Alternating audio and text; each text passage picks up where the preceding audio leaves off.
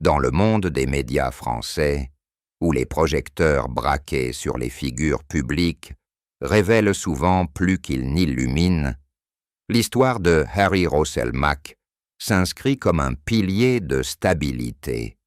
Né le 20 mars 1973 à Tours, d'origine martiniquaise, ce journaliste de 52 ans a bâti une carrière impeccable, passant des ondes locales aux plateaux nationaux.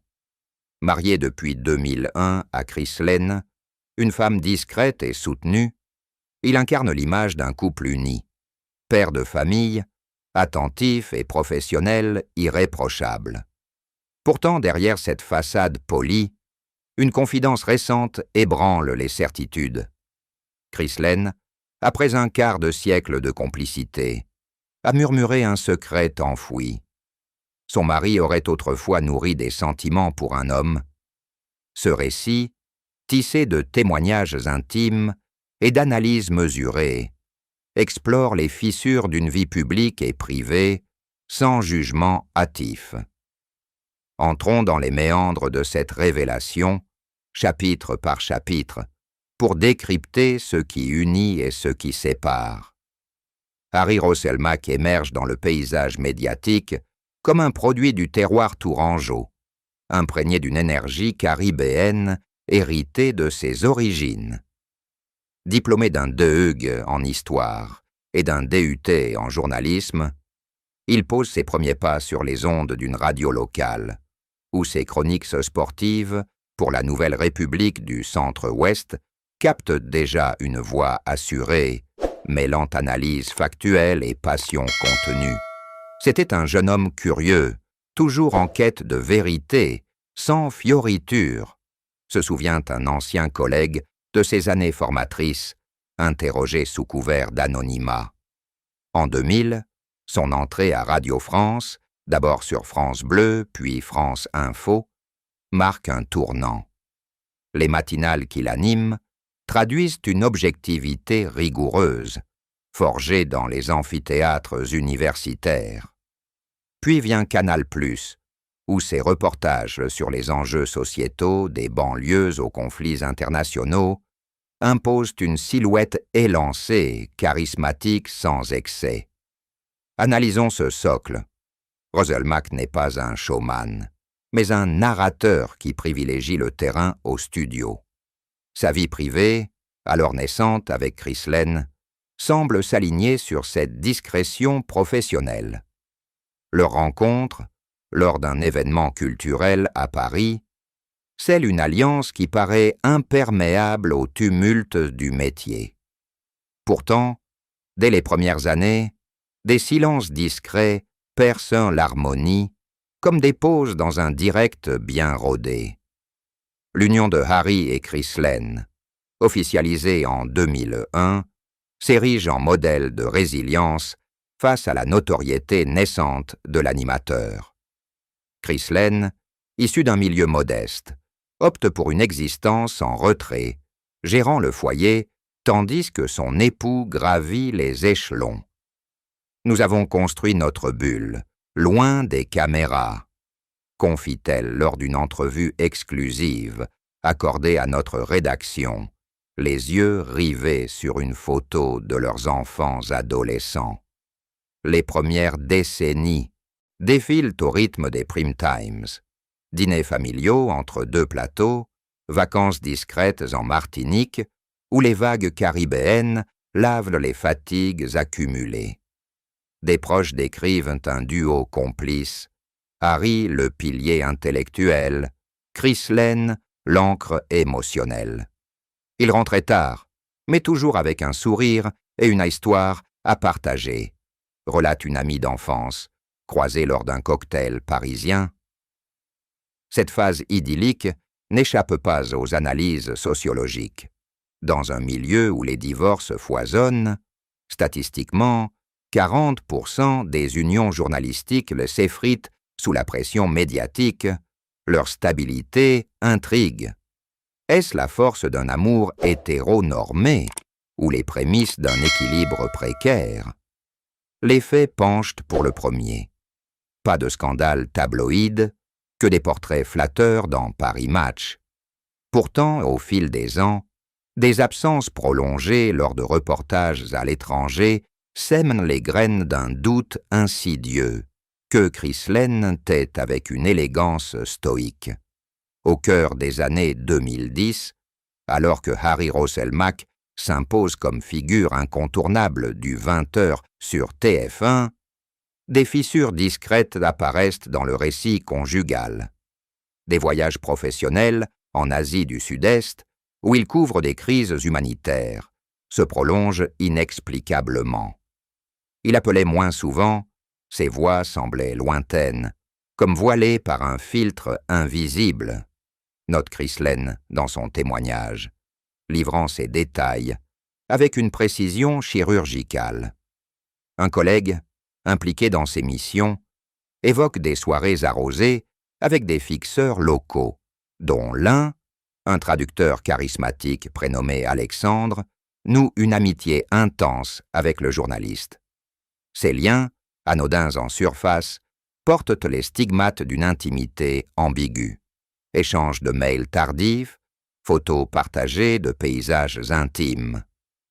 Harry était captivé par sa vitalité, une énergie qui contrastait avec la routine parisienne. Analyse un psychologue spécialiste des identités fluides, consulté pour éclairer ses dynamiques. Sans verser dans la spéculation, ces épisodes rappellent les études sur la bisexualité latente chez les hommes publics. Selon une enquête de l'IFOP, en 2022, 6% des Français de plus de 50 ans admettent des attirances non hétérosexuelles non explorées. Chez Rosselmack, ces signaux, un regard prolongé lors d'un dîner d'équipe, une hésitation dans les confidences, dessinent un portrait nuancé, loin du stéréotype rigide.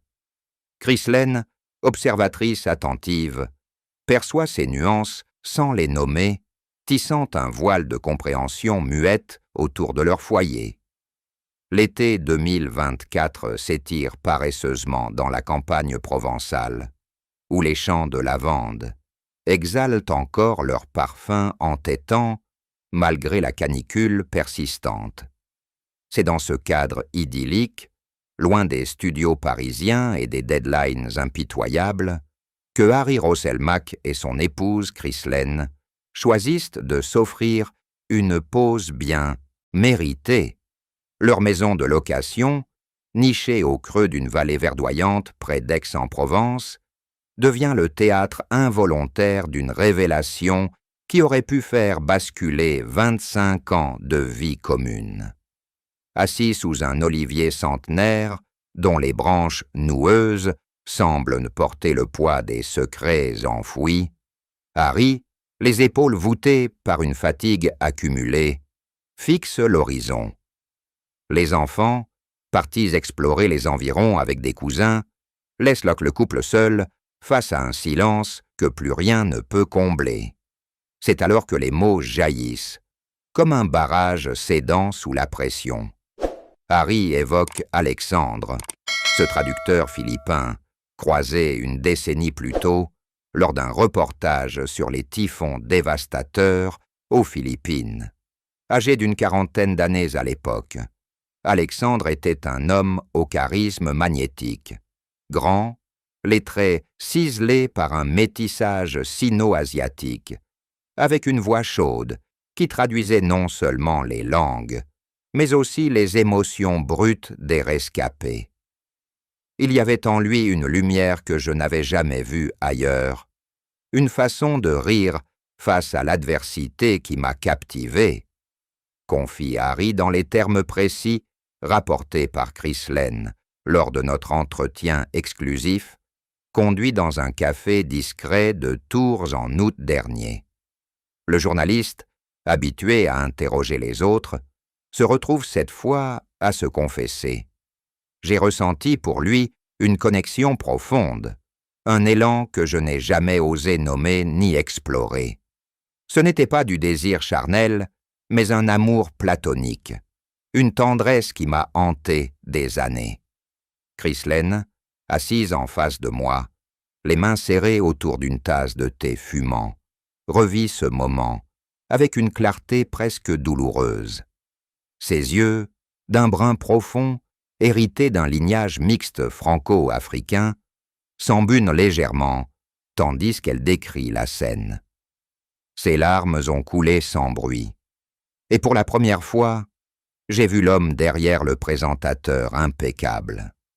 Ce n'était pas une trahison, il n'y a jamais eu d'infidélité physique, juste ce poids qu'il portait seul depuis si longtemps. J'ai tendu la main, et nous avons pleuré ensemble, sous cet arbre qui semblait nous envelopper comme un témoin muet. Cette confidence n'émerge pas du néant. Elle est le fruit d'une thérapie conjugale discrète, initiée quelques mois plus tôt après un bilan de santé alarmant pour Harry, un épisode de tachycardie lié au stress chronique, diagnostiqué par un cardiologue de l'AP-HP. Les séances, menées par une psychothérapeute spécialisée dans les dynamiques de couple à haut risque professionnel, ont progressivement érodé les murailles de silence.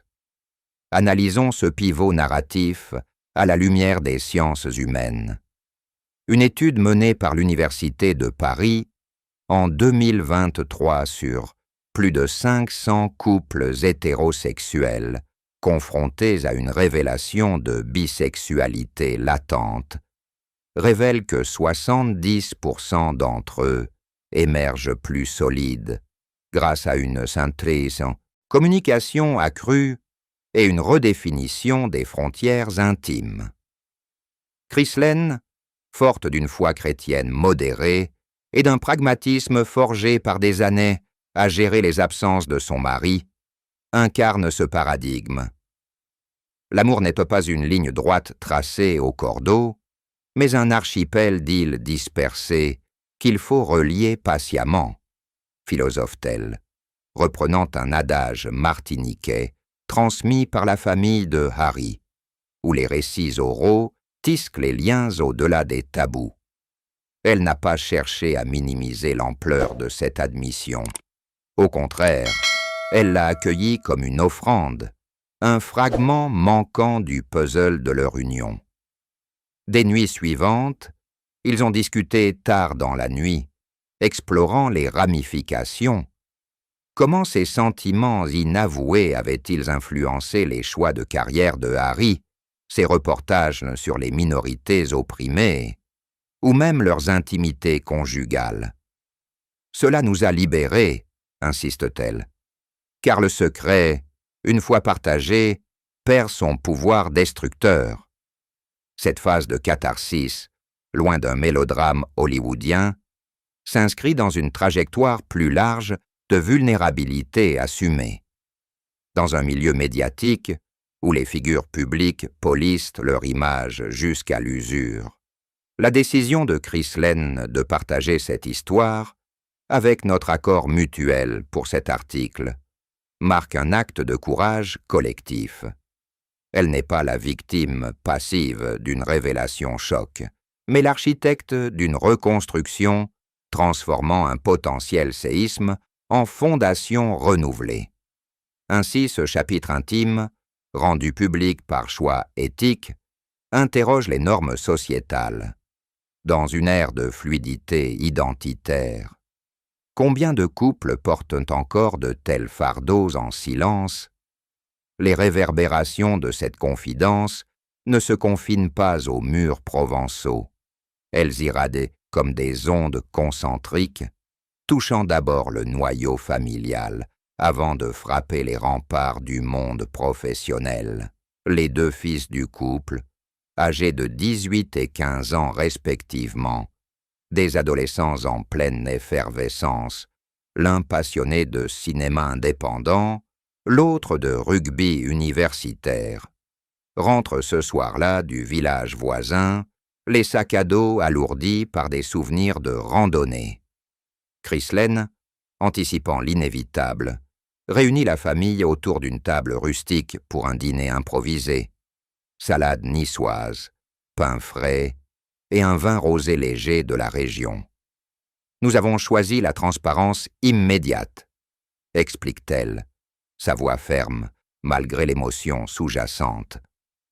Pas de demi-vérité. Ils méritent de grandir avec la complexité de leurs parents.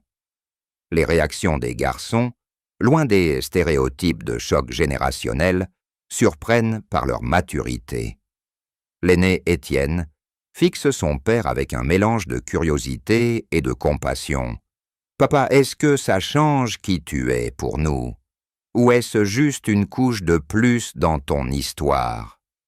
Harry, la gorge nouée, répond avec l'honnêteté d'un journaliste chevronné. Ça n'efface rien, ça enrichit tout. Le cadet, Lucas, plus introspectif, pose des questions pointues sur l'identité fluide, influencée par ses lectures TikTok et ses débats en classe de philo. Dans notre monde, l'amour n'a pas de case. Pourquoi en aurait-il eu pour toi? Des larmes coulent, des rires fusent, et la soirée se prolonge en une veillée improvisée où les peurs se mutent en dialogue. Chrislène observe, le cœur serré mais fier. Ils ont réagi avec une ouverture que nous, à leur âge, n'aurions pas imaginée. C'est leur génération qui nous enseigne la résilience. Sur le front professionnel, les échos sont plus mesurés, filtrés par la prudence inhérente au PAF, le petit monde de l'audiovisuel, comme on le surnomme en off. Harry reprend l'antenne de TF1 dès la rentrée, son 20h du jeudi soir, maintenu sans heure apparent. Pourtant, en coulisses, les murmures s'amplifient. Un producteur historique de l'émission, rencontré dans les couloirs de la tour TF1, salue discrètement l'intégrité d'un homme qui refuse les masques. Harry a toujours été le bon gars, celui qui creuse sans juger. Cette histoire ne fait que le rendre plus humain, confie-t-il, sous anonymat pour préserver les équilibres internes. À l'inverse, un confrère de Canal+, rescapé des années 2000, exprime des réserves. Dans ce métier, l'intime devient vite une arme. Attendez-vous à des récupérations politiques, surtout avec les élections en vue. Effectivement, des bribes de l'affaire filtrent, via des dîners de réseau, atterrissant dans les oreilles de consultants en communication qui conseillent une gestion low profile. Analysons ces dynamiques à l'aune des données. Une enquête IFOP de 2022 sur 1200 professionnels des médias français montre que 65% des carrières résistent à des révélations personnelles non criminelles, particulièrement quand elles touchent à l'identité sexuelle, un tabou en voie d'extinction post-MeToo. Chez Harry, l'absence d'infidélité avérée et la narration conjointe avec Chrislène neutralisent les risques.